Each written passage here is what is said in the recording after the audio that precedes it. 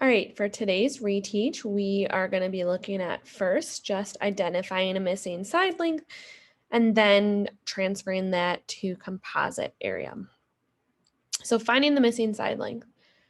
First thing that I'm going to do is I am going to highlight my different sides that go in different directions. So the horizontal sides versus the vertical sides. So I'm going to look at X up here. I'm going to highlight the side where we have X. X is going horizontally, so I'm going to highlight all of the other horizontal side lengths. So this side length right here, and this side length right here. Now what I'm going to look at is I'm going to see, is X the longest side or is it shorter than the longest side? Well, X is shorter than our longest side here. So that means I'm going to subtract. So what I'm going to subtract is this longest side here of 35 minus the other side here of 28, which would give me 35 minus 28 is 7, and our units is inches. Now I'm going to look at Y. I'm going to highlight the side where Y is, which is the vertical side. I'm going to highlight the other vertical side lengths in the same color. And then again, I'm going to decide, is Y my longest side or is it one of the shorter sides? It is the shorter sides because 40 here is our longest side. So of these three sides, I'm going to take our longest side length of 40, subtract our other side length of 25, which equals 15, and our units are inches.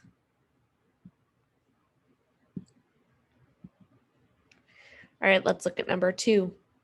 Again, I'm highlighting my X value. I'm going to see where it is on here. I see it right here on the top. That is a horizontal side length, so I'm going to highlight my other horizontal side lengths. I'm looking at these measures, so we have X, we have 18, and we have 12.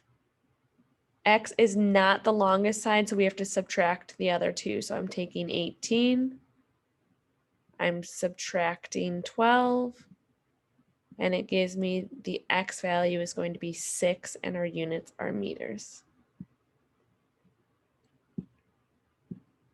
Now I'm going to look at Y. I'm going to find Y on here. I see it as this vertical side length right here. I'm going to highlight all my other vertical side lengths in the same color. And then looking at those sides, we've got Y, we've got 20, and we've got 9.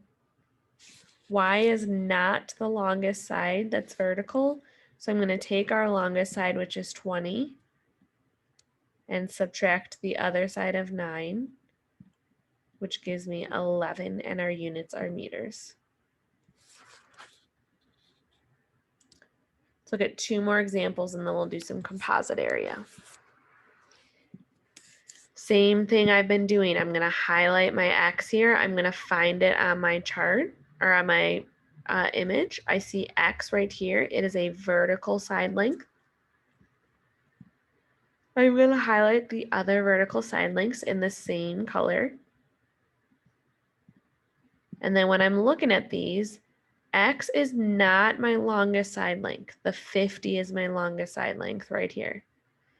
So I'm going to have to subtract. I'm going to start with my longest side length of 50 minus the other side length of 19, which gives me 31, and the units are meters. Now I'm going to look at Y. I see Y down here. It is a horizontal length. I'm going to highlight my other horizontal lengths in the same color. And then when I'm looking at these side measures, I'm deciding, is Y the longest side length? And in this instance, it is. It goes the whole way across the shape. So instead of subtracting, I'm going to add these two other values. So I'm doing 23 plus our other value, which is 34. And that gives us a total length of 57, and our units are meters. All right, one more where we're just finding the missing side links, and then we're going to move on to composite area. I'm highlighting my X value. I find it on the shape here. It is a vertical measure. So I'm going to highlight my other vertical side measures in the same length. So then I'm figuring out, is X the longest vertical length? In this case, it is not. The longest side that goes across the whole shape is this side here of 25. Since X is not the longest, I'm going to subtract 25 minus our other value of 16, and that gives me 9 centimeters. Now I'm going to look at my Y value. I see the Y value down here. It's a horizontal length. So I'm going to highlight my other horizontal lengths in the same color. And then when I'm looking at these measures, I'm trying to figure out, is Y the longest horizontal length? In this instance, it is. It goes the whole way across the shape. So instead of subtracting, I'm going to add these other two values.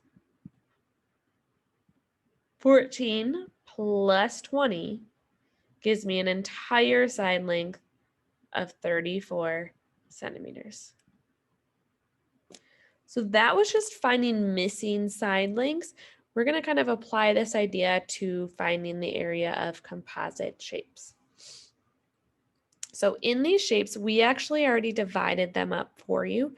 That's where this dotted line is. So what I'm going to do here is I'm going to highlight the base and height of these shapes. So I'm highlighting my base here and the perpendicular height, that's of shape number 1. And of shape number 2, I'm just going to pick another color, highlighting the base and the height. So for shape number 1, what we have to remember is if there's no measure listed right here on the bottom, I look at the top, I see 5, so that tells me that the base is 5 because the opposite sides are congruent. Same thing for this perpendicular height. If there's no measure here, I'm going to look on the opposite side over here. I see that the height is 3. So for my area, I'm doing my base of 5 times my height of 3, which gives me an area of 15. Same thing for this second rectangle. I don't see any measure on the bottom here, so I look on the top. I see a length of 2.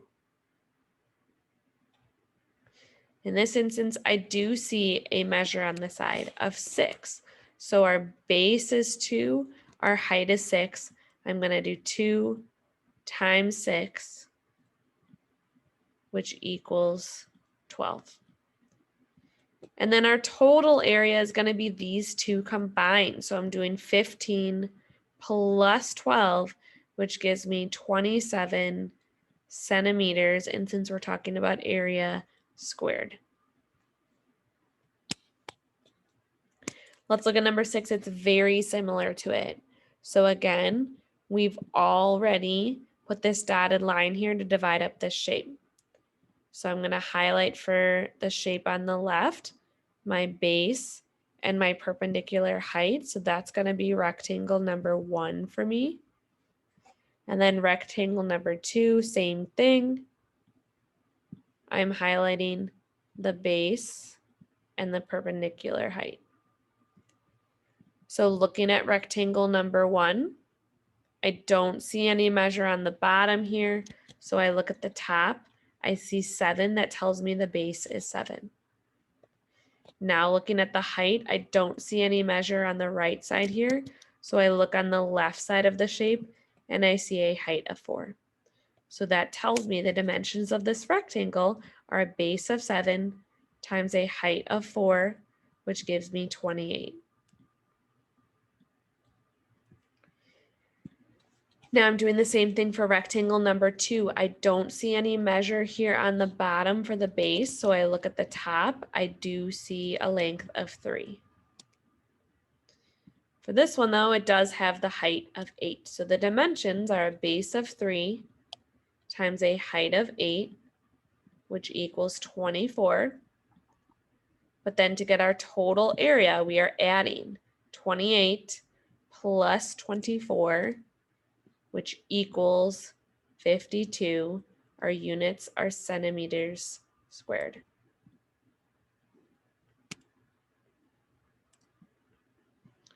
Let's try another one. Same thing. We've already divided it up, so I'm going to highlight my base. Oops. Highlighting my base and my perpendicular height for rectangle number 1. Same thing for rectangle number 2. Highlighting my base and my perpendicular height.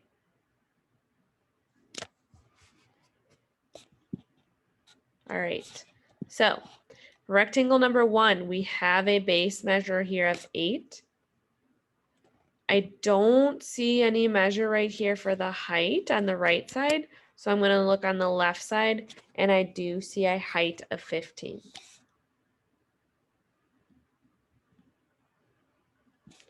So for rectangle number 1, we have a base of 8 times our height of 15, which equals 120. Now I'm looking at rectangle number 2. I don't see a measure here for the base.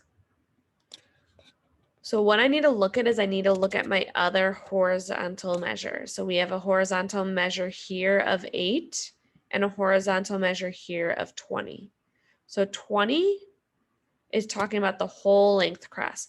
We just want this little portion right here. So we're going to take 20 minus the 8 that's over here, which leaves 12 left over for this portion of the whole entire length of the shape. And then if I look at the height, it does give us a height of 4. So for the area, I'm going to do a base of 12 times our height of 4, which equals 48. And then finding our total area, I'm just adding these together. So 120 plus 48 equals 168 feet squared.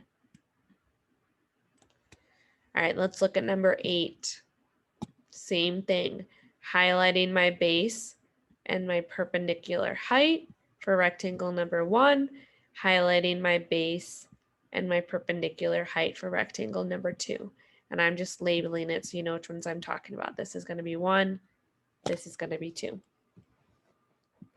So looking at rectangle number 1, if I look at the base here, I see a base length of 3.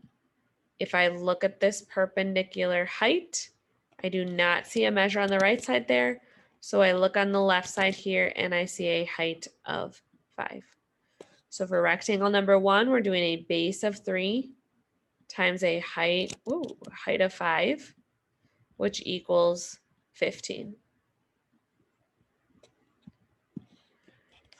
Now I'm going to look at rectangle number 2. I do not see a base length right here. So what I need to look at is my other horizontal lengths, because this measure up here, this 7, is talking about the whole entire distance across. We don't want the whole distance, we just want this portion. So I'm going to take this whole entire distance of 7, and I'm going to subtract this other horizontal distance of 3 to find out that what's left over for here is 4.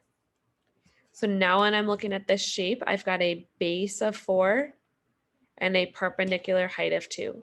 So we're doing 4 times 2, which equals 8.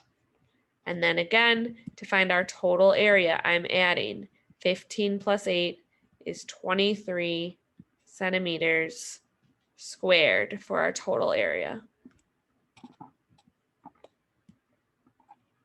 All right, 2 more. This time we kind of split it with a horizontal line right here. So I'm going to look at rectangle number 1, highlight my base and my perpendicular height. Rectangle number 2, highlight my base and my perpendicular height. So I'm going to do this as rectangle number 1, this as rectangle number 2. So for rectangle number 1, when I'm looking at these measures, I see a base of 6 and a height of 6. So we are going to do 6 times 6 equals a total area of 36. For rectangle number 2, I don't see any measure right here. So I'm going to look at the top, and I do see a measure of 2. So we have a base of 2 here. And then on the right side here, we have a perpendicular height of 5. So we're going to do 2 times 5, which equals 10. And then our total area, we're doing 36 plus 10, which is 46, and our units are centimeters squared. Last one is split up pretty similarly. We've got this horizontal line right here. So I'm going to highlight rectangle number 1 with the base and the height. Rectangle number 2 with our base and height. So looking at rectangle number 1, I have a base measure here of 14, and I look on the side, we have a height of 7. So we're going to do 14 times 7, which equals 98. For rectangle number 2, I do not see any measure right here. So I look at the top, which is the opposite side, and I see a measure of 9. So we have a base of 9. Then I look on the side, I see a perpendicular height of 5.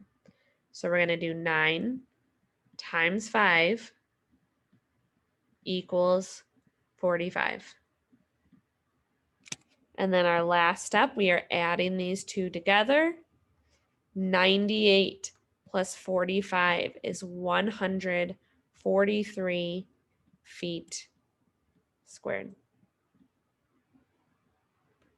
And that's it.